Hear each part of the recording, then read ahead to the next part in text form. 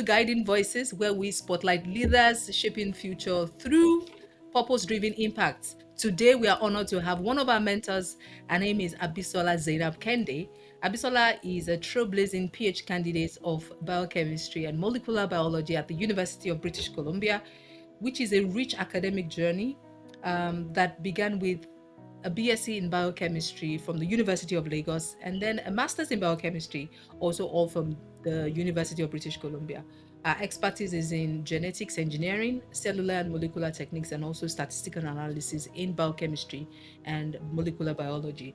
And that makes her an exceptional guide for aspiring scientists and students navigating the world of biomedical research. Beyond academic excellence, Abisola is also a recipient of too many awards and recognitions for outstanding contributions to science and leadership in the research community. We are so inspired by our journey. I am inspired by our journey, and I'm honored to have to share this platform with her today to share in our knowledge, our mentorship, and our encouragement within our network. So, everybody, join me and welcome Abisola Kehinde. I like to call her Zainab. I don't know why, but I like to call it in the local name. But I would like to welcome you, Bisola. Thank you for coming today. Thank you so much for the introduction. I kind of forgot who I am. I'm blown away. I know, I look up right? to That's my you. job to So much for me. remind you. Thank you. You know, I always say that this is the platform when people celebrate. It's okay, you celebrate celebrities, you celebrate people that have gone out to do great things in sports. But for us at We Guide, we celebrate people that are also work. They might not be in front of cameras all the time, but we have that platform to celebrate you. And we celebrate you today. We will celebrate you always at We Guide. We love you. We appreciate your work and we appreciate your dedication, despite your busy schedule, to be here and also to provide mentorship to our students. Thank Okay, you. we'll start our conversation today.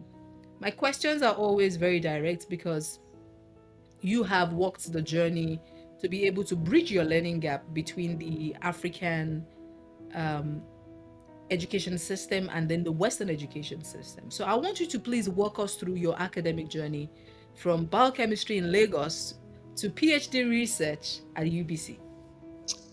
Thank you. Um, that's a good summary. Academic journey from BSc to my PhD. So growing up, I used to be one of those smart science kids that, automatically they will assume for you to study medicine. But when I got to SS3, for some reason or the other, I couldn't get to medical school. So I was given biochemistry in first year and I was hoping to transfer to medicine the second year. So on admission, first year, I loved the course.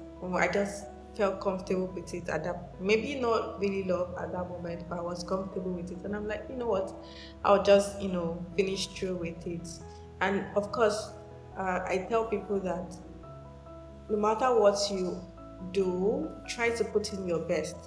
Even sometimes when I don't envisage so much, but because for each task I do, I try to put in my best, and it ends up being rewarding in the long run, even when you least expect. So, because that has been my mantra that okay, whichever course I do, I just try to put my best into it. So when I started biochemistry, actually I was even hoping much for from it. Like there's this thing called first class in Nigeria where you have IGPA. I wasn't really hoping for that, but then I was just being studious. So when I had my first class from biochemistry and I graduated as the best student in my department, um, we were supposed to get graduate assistantship, and the dean of the faculty of science advised that I try going abroad for further studies, and if I want to come back to Unilag, University of Lagos, where I finished, I can always come back. So at that period, I was really busy at home with my family, so I couldn't sit for GRE, which was required for most of the American schools. So my friend now advised that in Canada, you really don't need GRE. You just get a supervisor and just apply. And I got inspired by that and I decided to just, literally do top schools in Canada, look for something that matched my BSc research experience. And then fortunately, I sent an email to my supervisor, my master supervisor, and then she responded the following day and was like, okay, if the school admits me, she's going to give me a position. So I was like, wow, is it this easy? Then I found out later out that it wasn't that easy. I was just lucky. Anyway, so I got the MSc position, but that was because it matched my BSc experience. So I'm always someone that is realistic, right? So some people try to, jump steps. Me, I just wanted something, I was in it for the experience really and for better studies. So I guess it made the journey way easier because I was expecting to learn more. I wasn't just migrating for the sake of migration. I actually wanted to get a standard, more a better education than what I would have gotten back home. So when I came here, I was really open to learning. And as you can imagine, coming from a developing country to a developed country in the area of biochemistry, it was a steep learning curve. But because it was a bit similar to my research experience, it wasn't that bad, but I just had to unlearn, learn, and also continuously learn several things. And afterwards, I switched to my PhD. No, I did not switch actually. I mastered out, so I completed my MSc, and then I moved to a second campus, UBC, still UBC, for my PhD in a different research area, cancer biology. Yeah. I guess anyway, that's the long summary of my BSc journey to PhD. Now I have a question that I wanted to ask you behind the camera, but I thought I should ask you in front now. Now that you work in cancer biology, you do a lot with the Children's Hospital on cancer research. I was wondering if you would consider going back to take go back to medical school. Uh, Would you?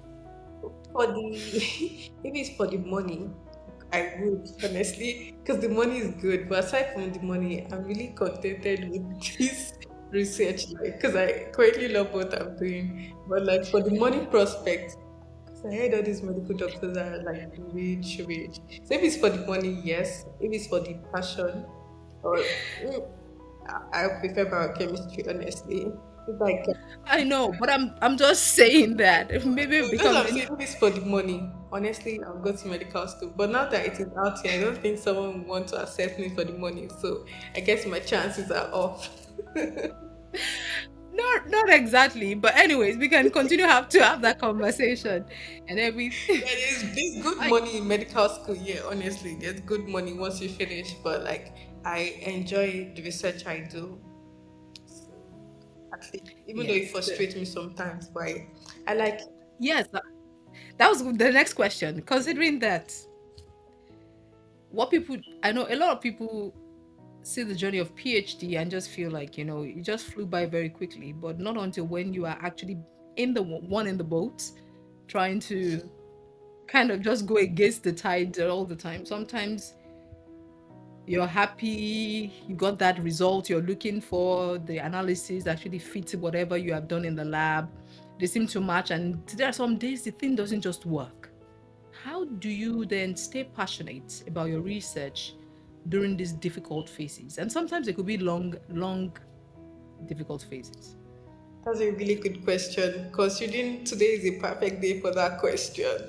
So like I had this meeting scheduled with my supervisor this morning, and I spent all week trying to gather data and stuff. And then I got to the meeting, I was almost feeling drowsy. There were so many papers that I still had to read, and my data wasn't. I still haven't figured out the mechanism, and I'm supposed to be wrapping up my PhD, and I just looked at myself that honestly, what have I been doing? Like, it just feels like you're doing so much, but you've still not done enough because there's still things to uncover and your data might not be cooperating. But things like this, just these days, I try to see how far I've come, and I stay passionate because I don't know, the research fascinates me. So even if the data doesn't cooperate, but the research fascinates me, and Well, also when people think, when they ask about your research and they assume that you're smart, I'm like, okay, I'll take it. So I stay passionate because, you would see, for example, I might be working with a cancer cell line and you add zero point 0.2 microliter of like drug, and then you see the effects, like literally when you're extracting everything looks the same, and then you run it on some machine like mass spec, and then there's so much difference, and you're just like, wow, just zero point 0.2, like just very little that you're even, when you're adding those drugs, you're like, is there even anything in this pipette? And then there's so much difference. So I find my experiment itself fascinating. Whether I correlate with my hypothesis is a different question or a different stuff. But the experiment itself, I don't know, science really fascinates me. So I stay passionate.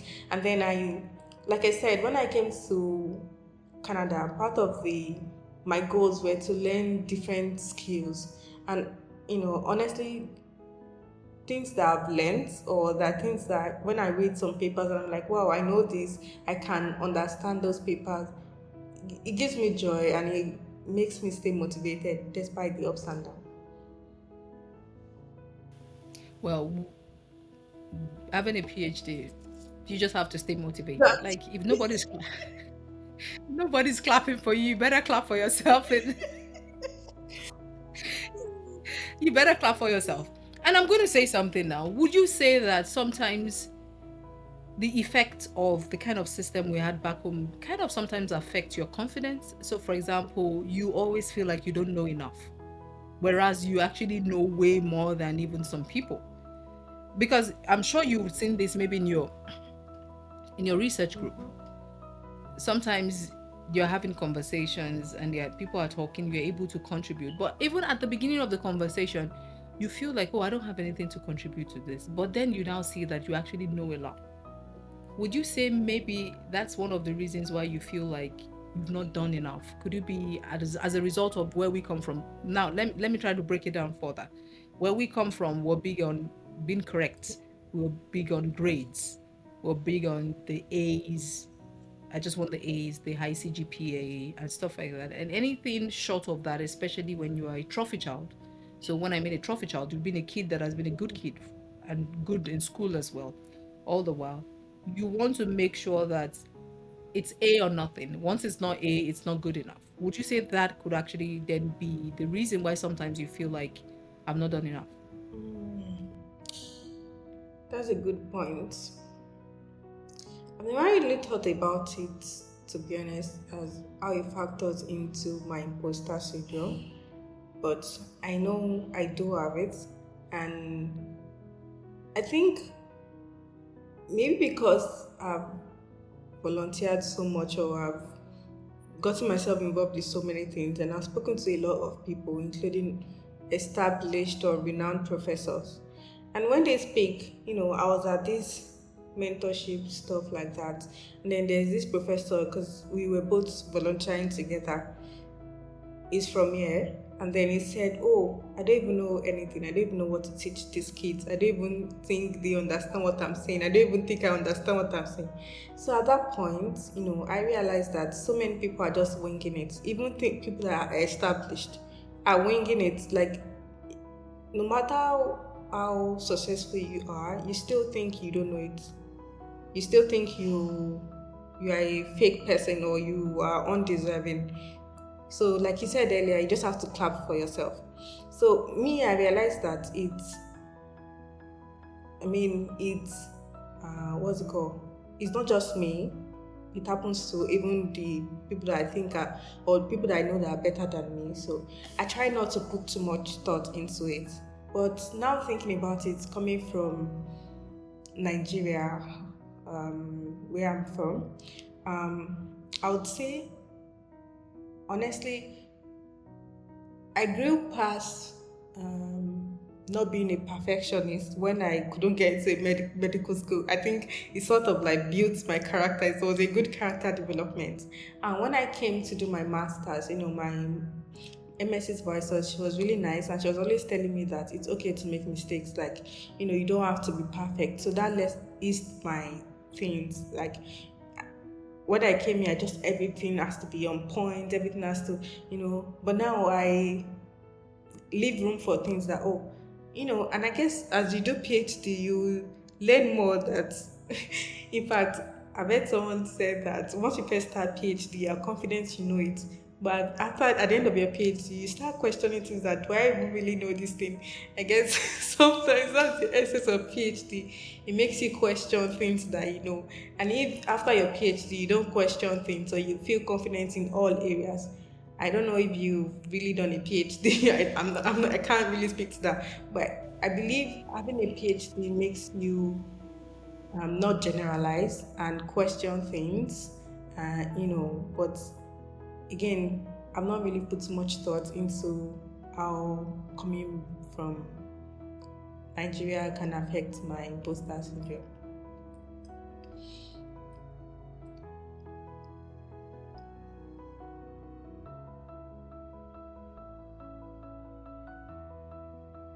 Oh, I couldn't catch that. Yes, it was just a little bit glitch from my side. So, well, one thing that I would like to say about that is that our traumas also affects the way we approach things, and that also brings sometimes imposter syndrome, and also the fact that you don't belong, the fact like you're going to be caught up with, like you're a fraud, that you're just actually acting out, is part of it. And also, one thing that I wanted to also say is that research has actually shown it, or even it's known, a known fact that if there is something as a position that a man qualifies for just for 50%, is going to go on and apply for it. But when it comes to us as the women, even when we're 80% qualified, we still believe that we're not qualified enough to have the position. Yeah, So that also comes into play, and hence my conversation on trauma.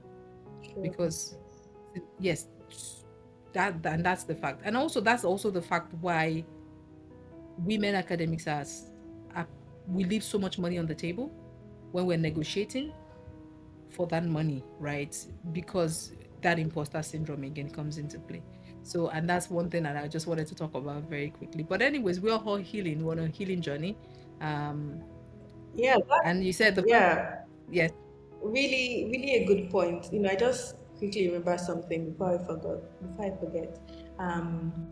There's this stuff about writing letter of reference that my supervisor was we were chatting, and there was this study that shows that if a reference letter is written by a woman is sort of different from if it's written by a man, and your chances are higher if you are using a man, because men will be like confident in putting things out like, oh, this person is hardworking, or this person has done so, and women would rather appeal to the emotional side of things. Oh, she's nice, she's sweet.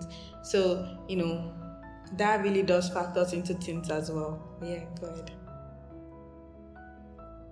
yeah, and that's why remember before we put on this camera and we went on that conversation, and that's why I said that as women we need to change the narrative. We have to be audacious and own our own space. You know, no matter what it is, no matter what the world thinks it is. Sometimes a man is a man does it, they are confident. A woman does this, she's aggressive, Yeah. right? But again, we just have to do what And we if have to man do. does it too, there's something Exactly. to Then now let's not now talk about that. And that brings me to my next question. You are a black woman in STEM, do. and what has mentorship done for you, or what is mentorship to you throughout your journey till date? What has mentorship meant to you throughout your journey? Good question. When I started, I didn't really have mentors per se in STEM, but I did have my biology teacher. It was really a bedrock. I mean, it was always pushing me to do things that I would necessarily not have thought that I could do before. So it was always like, apply for this scholarship, apply for this and that. So it wasn't someone that, okay, for example, I want to be this person in this field, I want to grow up to be like this person, or I want to have this kind of career. But it was someone that was pushing me to beyond what I would assume is my limit. So in that sort of sense, it was a good mentor. And then my bachelor's supervisor. But I did not really see so many role models or females in my field that I could look up to and I could be inspired. Like, oh, I want to be like this when I grow up. And I think that's changing now. I mean, there's people that, okay, you're like, oh, and the truth about the matter is, if you see someone that's done it, that is a representation of what you look like, you feel more confident that I can walk in these shoes. Like I even tell people, for example, I have mentees that would look up to me and be like, oh, she's a black, she's doing PhD. Even if I'm a white female, that means I can do it. Or even if I'm a brown female, that means I can do it. Right? I've had people that are like, oh, how did you get this scholarship? Oh, do you think I'm eligible for it? So representation really matters, and I didn't really have a lot in STEM. In biochemistry, in my own research area, I was just working blindly. I had people that were pushing me, but like having what I want to be was until maybe when I decided to be a professor. I guess I was always mirroring anyone that I see, but there wasn't a lot, and I don't think there's still a lot. We still need to do more. This is a good platform, which was one of the reasons why I joined. Representation really matters, and trying to showcase your achievements, especially in this world that people can get lost quickly. But if you are seeing that, oh, this person has done it, you get motivated to, okay, I can do it too, right? So, but personally, I didn't have much or people to look up to, but I had people that were always pushing me to do things. Right. Speaking of awards, you are one of those people that have so many awards. Let's not even not talk about Nigeria now. Let's talk about in your masters and PhD. You are one of those people that raked up so many awards. You have so many awards that it also comes with like funding for your research. Like you are just one. Lucky rat. I don't think it's like I always say, I don't think anything is just luck. You work for it. I mean, it's not served when you're on a platter of, Sure. you did work for it.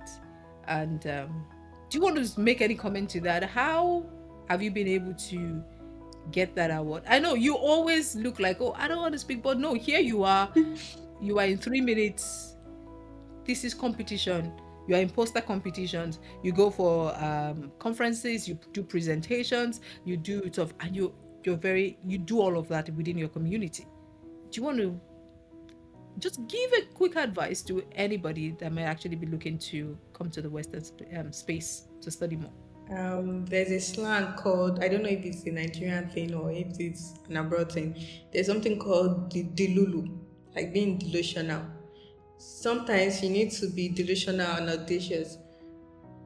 Honestly, there were some scholarships that back then, when I look at it and I even read through the requirements, I'm like, where do I even start from?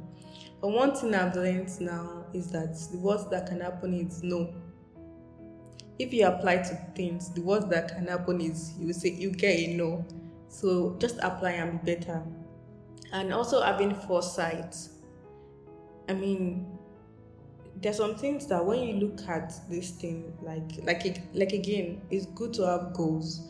So not necessarily only scholarship goals. If, for example, you say you want to do a PhD, you look into the kind of funding that can help your PhD. You look into the type of scholarships, and you're like, okay, I need this, I need that. Okay, then you start gathering those things subconsciously or intentionally.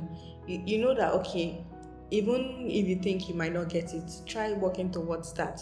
Even if you don't get that particular scholarship, you get more along the line, just because you've set this bar really high. So I try to be the Lulu, and I also try to be intentional about working towards those things. So I try to acquire relevant skills, try to acquire relevant things that I know that, for example, when I wanted to do my PhD, what I first did was that I went through like Glassdoor or Indeed. I saw that, oh, what is the job requirement, salary and stuff like that for the kind of field I want to learn. It's kind of like I imagined myself with a PhD. So I knew the skills that I really wanted to learn going into the PhD. Same as scholarship, I kind of know that, oh, I need to have this thing So I start like a Pokemon, you start getting all those things in your bag, you know. So when you get there, try to fill your bag with as much as possible goodies. So when you get to the desert, you know, you can be comfortable a bit, or at least even if you don't get the best, you at least get something. And again, be delulu. Try to apply for as many things. The worst they'll say is no, and you lose any chance that you do not try, anyways. So just apply. Right. I said it. You still have that audacity in you, which is good.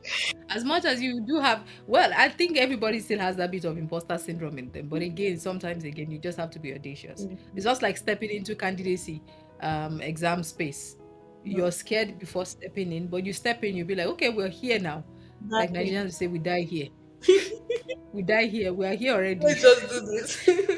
Like, exactly. Let's just get this thing done and Get get it it done, done. and everything. But what is one thing you wish somebody told you um at the beginning of your journey, maybe your PhD or even grad school? What is one thing you wish somebody told you? I would say even right from like my primary school, secondary school, I wish I had questioned so many things. I wish I had questioned, like you said, taking it back home too. We're not used to questioning things. Even like our teachers, you sort of have to be humble in class. So people don't call you ITK, I too know. So you really don't tend to ask too many questions. But too many questions breeds innovation. If you had question, it expands your reasoning, expands your thought process as well. So I wished back then maybe I'd read more, not just for the sake of grades, but for the sake of understanding.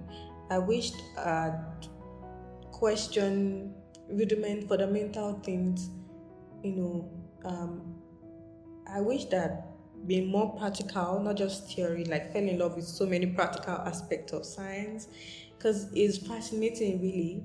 And those are the things that maybe I used to tell people that I wish I had read so many papers too. Because anytime I keep reading paper, I'm like, oh, I still have many things to catch up to. I still want to know this. I still want to know that. There's really no time. So I wish I had started reading a lot of papers. Yes, so many things that I wish, but. I have many things I wish somebody had told me at the beginning of PhD. But I'll share one is that at the end of the PhD, you even feel like you don't know anything. I felt so empty after I finished my PhD. I sat down there, I'm like, what do I even now know? What do I even That's the know? sign of I, intelligence. I said, what do I even know? I sat down there and I felt very like, I don't even think I know anything. With all these years in school, God, I don't even know anything. Nobody told me that. The other thing is that nobody told me that it is when you're going into to start PhD that you're excited about being called a doctor. By the time you are in the second year of the PhD, you will not even remember you're supposed to be called a doctor after the PhD. And I mean, it's no more a concern. It's just like, God, just see me through this one. I will not do another one. I will not do another one and everything. That's That, really that, fascinating. Yeah, yeah, yes. Actually, So I would want you to, yes. what did you say? When people say they struggle with PhD, when I first started, I'm like, this is PhD that everyone is struggling with. It's not it. I was like, my first year, my data was so sweet. My hypothesis was given. Everything, my experiments were like sweet. And then I go to second and third year. I'm like, wait, what? Am I in third year? And then the time was just fast. And I was like, please slow down. Do I even know what I'm doing? It just got crazier. But yeah, I can relate to that. Your first year is like Yes. good. But then as you go up, you start questioning a lot of things. And you start You questioning start questioning yourself. them. And as I always say to people, if you have a PhD and you're not humble, you can never be humble again. Forget Honestly, it. honestly. You can never be humble again. Right. So I have this question that is always burning in my heart. And obviously, that's one of the reasons why we have We Guide. But I like to also share these questions with our mentors is that what kind of transformation would you like to see in the next generation of African learners? So, particularly girls in STEM. Um, Good one. So I would like them to be among the leaders, the voices of the field, to have papers that are mostly widely cited, to be among the Nobel laureates, actually, to contribute significantly to the field, like you meet someone at conference. I'm like, wow, I'm impressed. You did this. Can I know how you did this? Can I know how you went about this project or something like that? uh, it makes others get inspired, and it trickles down to many generations, and it helps people also heal from their trauma too. So yeah, I think I would really like to see us and future people at the front table making decisions that, like, for example, when they say diversity in drugs or like in research, I'll give an example why it's important, especially in this part where people are like, EDI, you don't deserve to be there, you're just there for EDI. When you're at the table making decisions, you know how they say this drug can affect black differently. But if you are not there when when the research is being developed, you're not really going to think too much that, oh, will this drug affect the black race? For example, how is it going to affect? I mean, this is getting better, but if you're there, you can advocate for your group better. If you're at the table, you can advocate for your race. If you're at the table, you can make impactful things to people like you. You can, deal with issues that are pertinent to you. Another example was sickle cell. It's just recently that the breakthrough is in sickle cell, and even at that, it's not affordable to the people that actually needs it. Why is that? Because if a disease is not really particular to other group, why should they research about it? Really? But if it's particular to your group, it means you are more passionate because it affects people like you, it affects someone in your family. You really know the importance of finding a cure to it. So you really want it to get developed. And when you are also developing it, you are considering the fact that, oh, will it be affordable to people back home? Will it be affordable to people that actually need that drug, right? So those are the things that um, would that I would like to see in the future for, diseases that are pertaining to our race being cured, being given attention, and people like us also not even contributing to our racial issues, but also like to the world in general. Let us be among those that also solve problems. So it's not like we are, what's it called? We're just there, we're just existing. We should be among those that are contributing, positively, because it even makes it faster. If you join hands together, it makes things faster and it helps generation. Right. That's amazing. We want to see a STEM, we want to see girls in A STEM lot that, of girls in STEM, hopefully. yeah, that are audacious, that would not shrink because of what the African system think they should be like, that would not be quiet because they are girls, but I will speak up, for the sake of the race, for the sake of humanity, right? And that's very big. Now, Tim, I know you do a lot of research, and you know that. Now, correct me if I'm wrong. I've seen quite a few conversations or even videos. I mean, just type it. It's not really like I don't do research in that space. On so many herbs in Africa that can cure all kinds of diseases, including cancer. I know you do cancer research.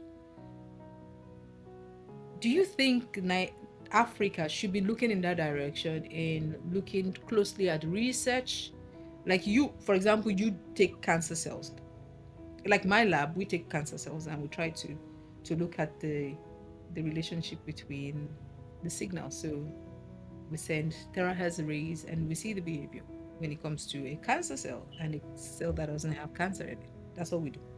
You take cancer cells and then you put drugs in it and then you begin to look at the behavior of it. Do you think Africa should focus more on those especially people in biochemistry and where you guys work? Should focus more on those leaves that they said cure cancer and cure all of that, and come up with breakthroughs around that space. Correct me if I'm wrong. Like I said, I'm only asking like a novice, obviously, from your in your space. For sure, that's a good one. Like, I don't know. Recently, I was mentoring some students, and I was trying to get them to do some sort of research around that sort, back home from their group of students from England. So I'm trying to get them to do research. Not majorly. So cancer, it's a I can't speak to other countries, but for Nigeria, to have a standard cancer lab, the cell lines are expensive. You need to have stable electricity. You need to. There's a lot of things that go into it to set up the lab for such cancer thing, like a real one, like a quality one, is really expensive. But if it is doable, of course. So those plants, the thing is, because I did plant biochemistry for my masters, so I think it's quite useful and relevant. Even though those plants have active ingredients, it's difficult to isolate a pure ingredient, and sometimes some of these plants they have toxic side effects. But I also believe that some of these plants are underexplored. So we really need to study, to try to see the ones that are good, for example. And the funniest part is in Africa, they are losing these skills. In those days, those ancient ones, they know how to better extract these ingredients without adulteration. They know how to extract just the ones that would work, that won't have side effects. And they have their own clinical trial in their own way, because they try it on different people, and they just sort of stick to some recipe of how to extract these things. But these days they don't transfer those knowledge to, there's need to probably someone tried having like ethno botanical study or something. I don't know if it's in the works, but for us to, before it goes off or before those generation would pass away, for us to get the proper extraction methods and knowledge of these plants, and then once we have the knowledge of this plant, we can test them actually on cancer, right? But again, people just need to be careful, because cancer too are normal cells, and not everything that would kill the cancer cells will not kill your normal cells. There are tons of drugs that will kill cancer cells, but they might also kill your cell. So really, we just need to think about things that would spare your normal cells while killing the cancer cells, right? But there's a lot of potentials from African plants. We just need a better way to study them, and we just need a proper way to, collect those knowledge and extraction. Yeah.